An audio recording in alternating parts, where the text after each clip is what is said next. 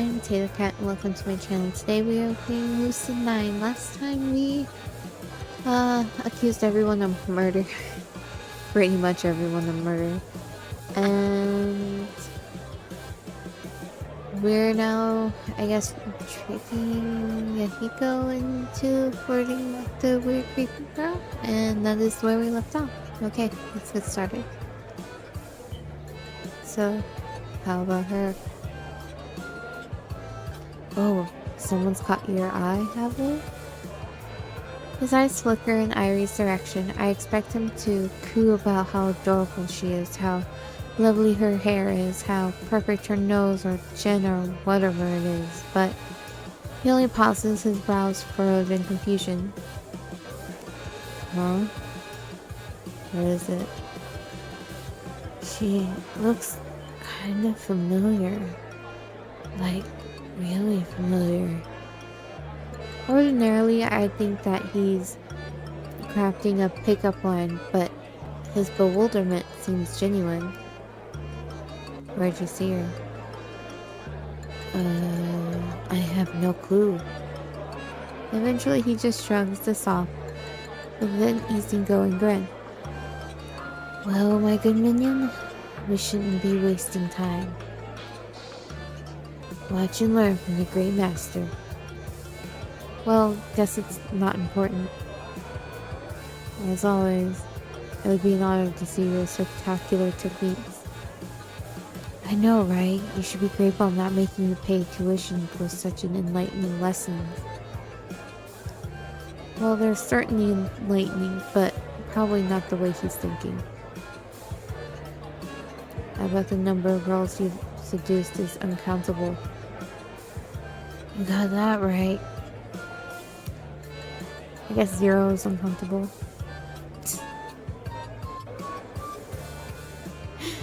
Well, technically 0 is uncountable. The first lesson, my dear apprentice, never waste time. Are they eating? Great. Depressed and withdrawn? Fantastic. Say that they want to be alone? Perfect.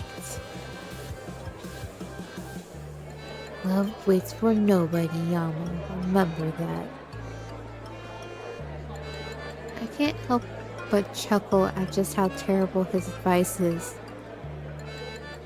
By any chance have you gotten slapped? Oh yeah, all the time. Why is he saying that like it's a badge of honor? You see, evoking a strong reaction means that you've touched the young lady's heart. The line between love and hate is thinner than the line between love and apathy. That's why the most important thing is to make a big impression. Yeah, but it's not really how that goes, Yahiko. That's unusually perceptive, but still wrong. On that note, we're wasting time. There's an adorable lass to seduce. Uh-oh. Image Yahiko not found. You know, I think if I paid for this game, I would have been irritated by this, probably. Being that's a free game doesn't bother me as much. Yahiko promptly skips over to Irie, eyebrows raised in flirtatious attack. Oh, there he is. See, it wasn't even that long. Hey, how does it feel to be the most beautiful girl in the room?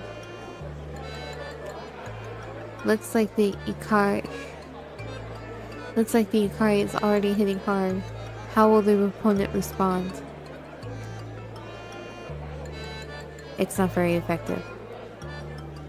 Can I see your uniform tag?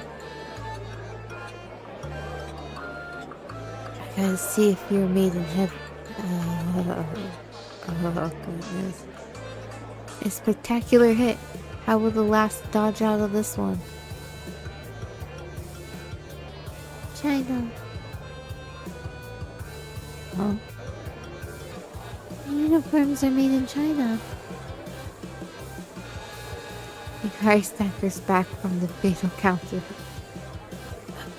Well, I wasn't. I mean, it seems that he's in a state of shock. The last seizes the opportunity for an offensive maneuver. Your food. What? Will you eat it?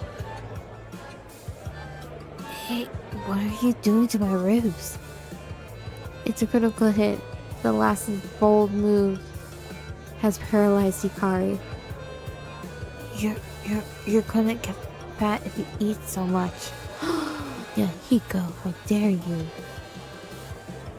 I'm 102 pounds. You're what? But you can't be that short. 5 feet, 2 inches. She's shorter. She's taller than me. She's taller than me. I'm shorter than this girl. Are you serious? 5 feet, 2 inches. It's super effective. Hikari is silenced. The last spins her free turns munching at her newly acquired meal. It's sort of adorable, like a baby hamster munching at, but anyway, back to the match. Hikari studies the last for a moment, no doubt attempting to analyze any potential weak points. This girl's a tough one. Usually I don't allow things like this, but Yama, why don't you give it a shot? In other words, he failed. No, I'm just a commentator on this battle. What? Nothing. Thankfully, Hikari decides to switch his attention from the lowly commentator back to his original target. Why aren't you responding? You should be honored that someone like me is paying attention to someone like you. Oh, goodness. Don't tell me you don't swing that way. Really, Yahiko? I'm straight. A clean hit at his final point. It looks bad for Hikari. And why? The last merely finishes up Hikari's ribs and moves on to her own. Are you a witch who took some weird potion to resist me? Why are you unaffected by my charms? Hikari has gone berserk. He's a tempting wild haymaker. Stop ignoring me. Oh, forget, you're just like the other commoners. You don't deserve being seduced by a superior being like me. Answer me when I'm talking to you. My meat is getting cold. What an amazing display of indirect trash talking. The last has just placed Hikari below some humble baby back ribs. Hikari hurt himself in his confusion. Meanie, fully, I'll have my revenge, I tell you, revenge. And Hikari exits the ring, automatic forfeit. Instant KO. Nothing. As Irie finishes up the meat on her plate, I settle into the chair next to her. It's hard to tell from the stoic expression on her face, but she seems a little happier than a few moments ago. Do you want my ribs? Did you eat them all? I did. Then why did you offer? Then why are you here? At the very least, she's more open than when I met her yesterday. I'm sitting. Sitting is nice. Her expression doesn't even budge. Sitting makes the world go round. And sitting is good for you. It's not for you. The sudden response catches me off guard. But... well, at least she's talking to me. That's a start. Or considering me bad for you. Higher risk in obesity, high cholesterol, low back pain, cardiovascular disease, and type 2 diabetes. She says it so monotonously that I can't tell whether she's joking or deathly serious. But City doesn't cost that, right? Irie evaluates me for a moment, but only returns to her food without a word. I'm searching for a different topic to discuss when she abruptly speaks again. What's your name? Yama Ishimoto.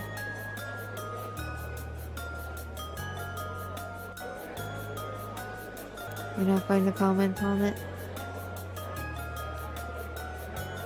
No, it's an unusual name. Not like the Rouge Lamparade.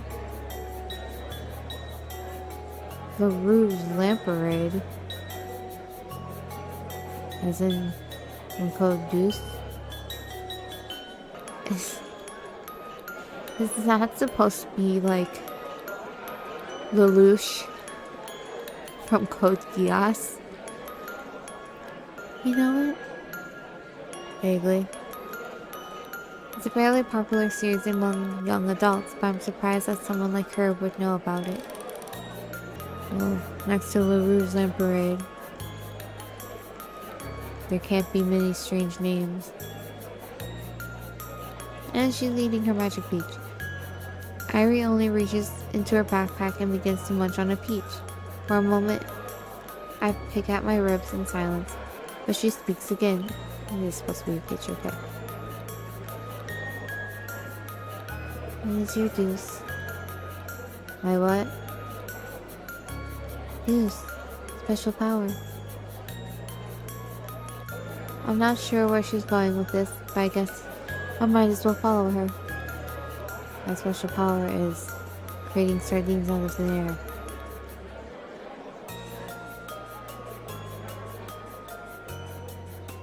Candor fresh. She doesn't seem phased, but in the slightest. Both. So, freshly canned? I guess. Make some now. Sardines? Of the many weird situations I've encountered over the course of my short life, this just might take the top. She's joking, right? Sure. I flourish my hand and tap on the table. There. Sardines. That's a table. What was she expecting to see? Actual spontaneous materialization of freshly canned sardines? No, I can't actually make sardines out of thin air, right? Who said you could? Either she's better at trolling than I am, or she really wasn't joking. I wasn't serious. Then, why'd you say it? I'm too baffled by her thought process to make an intelligible reply. Thankfully, Irie only returns nibbling at her peach as if she'd never asked the question. The awkward silence is punctuated by the signature school bell, an opportunity that I take with gratitude. Well, see you. She blinks wildly at me. My name is Irie Hiroka. Okay. That was abrupt. I didn't tell you before. She suddenly stands up, picks up her tray, and strides to the opposite side of the cafeteria to dump her dishes. Oh, that was random. What an eccentric girl. Unless by telling me her name she was trying to say that she trusted me, or that she'd like to become friends. Maybe she has some kind of mental disability that inhibits her social functions. She's offbeat but interesting. I can see why she's become the scapegoat. It's likely that other students are scared of her unorthodox behavior. Just because she's different, she becomes the bad guy. They should know better. They should give her a chance. Afternoon classes are another dreary pass. This time even Yahiko is sullen, staring into his desk and murmuring nonsensical words under his breath. The moment the bell rings, Masato blazes into the classroom, lunges for me. I instinctively crawl beneath the desk, bracing myself for a full measure of his fury. You! I glance around the classroom, Yahiko staring blankly at Masato. Elizabeth is once again immersed in conversation with her groupies. Misaki is Misaki. I wave frantically in her direction, but she's too immersed in her phone to pay me any heed. You know how many days you've skipped track? 3? Wrong. The answer is too many. Hey look, I've been busy. Like hell you been. Busy with what? Napping, eating, thinking? He's got a point. You disappoint me, man. Yeah, join the club. Damn it, just stop bitching.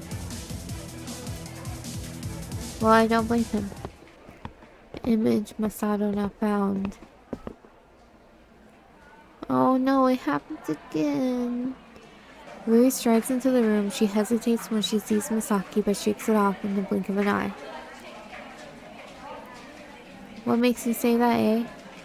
Well, you know, all you talk about is track. Yamo's probably tired of hearing it by now. But I don't just run, I can swim too, and do basketball.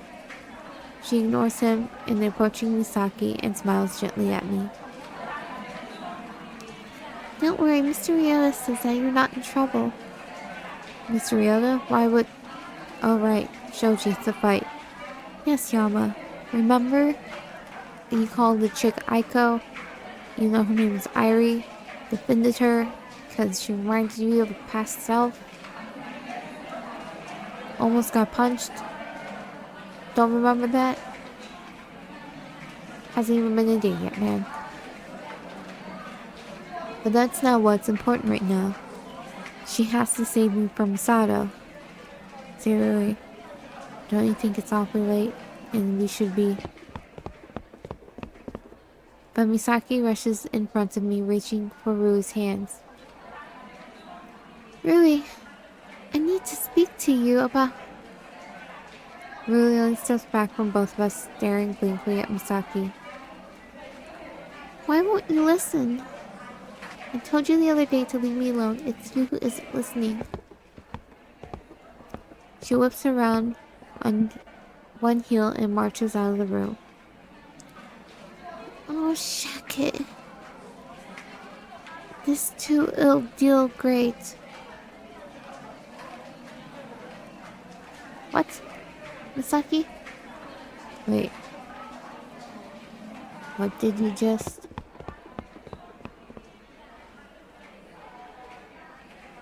I know I said that wrong, but I don't know how to say it right. But she flies past me and sprints out of the room, right on Rui's heels. Masato stares wordlessly at her back, mouth agape. That girl Miyazaki, she was talking street? Talking what? Nothing ain't nothing. Wait, did you understand her? Hang it, you're changing the subject again, ain't you?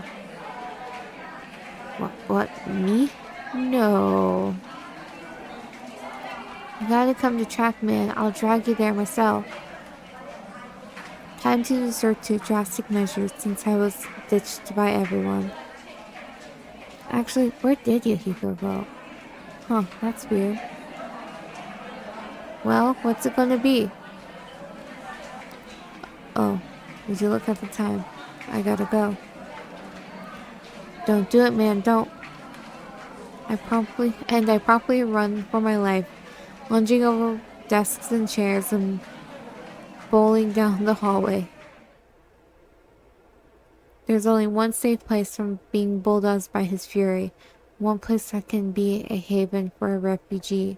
I slam my fist against the door, ignoring the bewildered stares of passing students. Mr. Ryota, Mysterio, but open up before I die. Oh, dagnabbit kid. Why do you always have to interrupt me in the middle of a battle?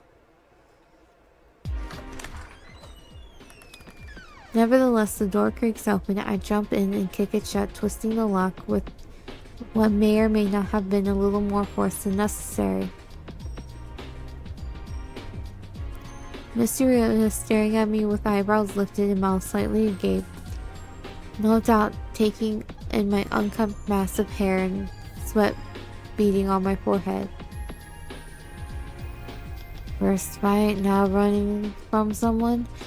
You just love trouble today, don't you, kid? Probably more like trouble loves me. Okay, important life lesson. Trouble only finds people who are looking for it. So basically I deserve everything that happens to me. I didn't say that. Just that sometimes people who want nothing more than life to go through do nothing significant and pass on peace, and well, they actually want a whole lot more. I don't understand. Well then, we should talk about something else. I hesitantly take a seat and glance over my shoulder. No sign of Marvelous Massa. Since you're here, I guess we better have a proper session. Why are you being chased? Too popular with the girls? Huh, as if. It was Masato Kuragane. He loves track, and I don't. So he's trying to change that. And I presume it's not working out so hot for you? Yeah, you could say that. Actually, it seems like Masato's always been on my case because of track. Even the first time we met. Flashback time. Well, it was last year's club recruitment day. I remember hating that time. Well, to be fair, I hated everything. But especially club recruitment day. No matter how quiet and insignificant I tried to be, someone would always call me out every minute and try to get me to join language club or music club or art club or even squirrel watching club.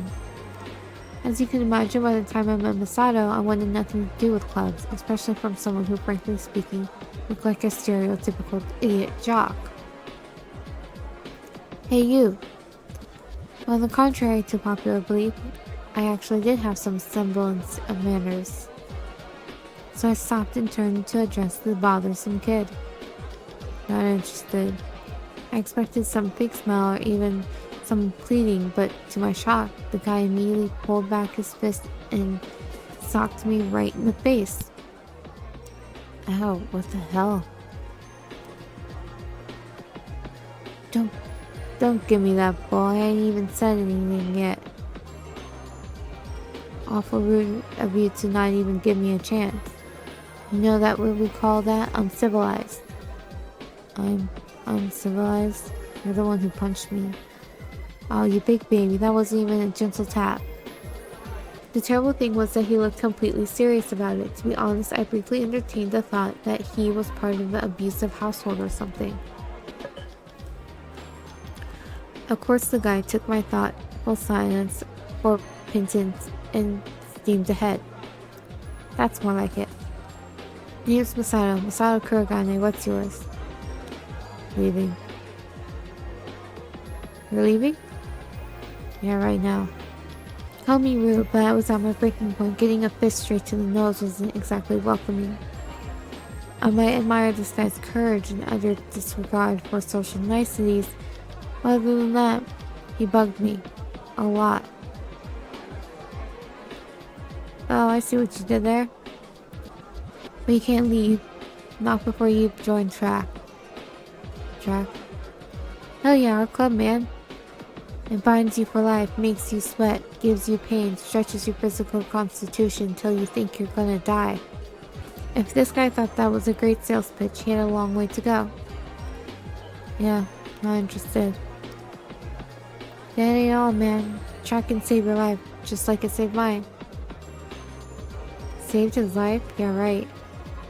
Good for you. Ain't it? Track's literally a lifesaver, man.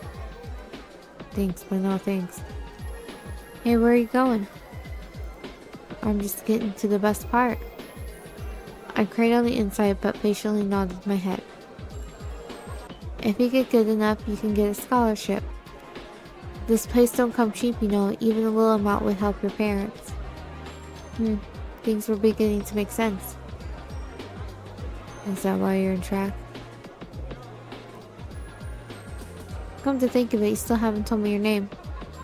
Interesting enough, I found that I was actually beginning to like this guy. At least he wasn't superficial like everyone else. If anything, he was the opposite. He wore his heart on his sleeve. Besides, I needed something to do while Rui was in drama.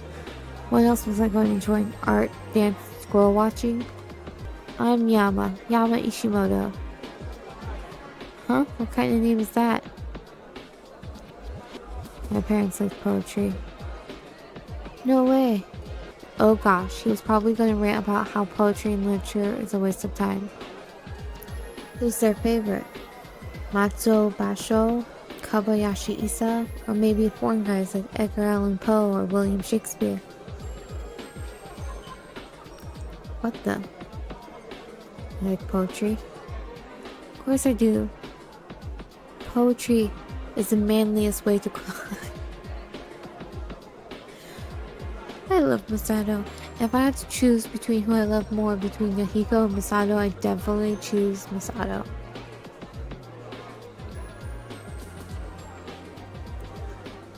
This guy only got stranger.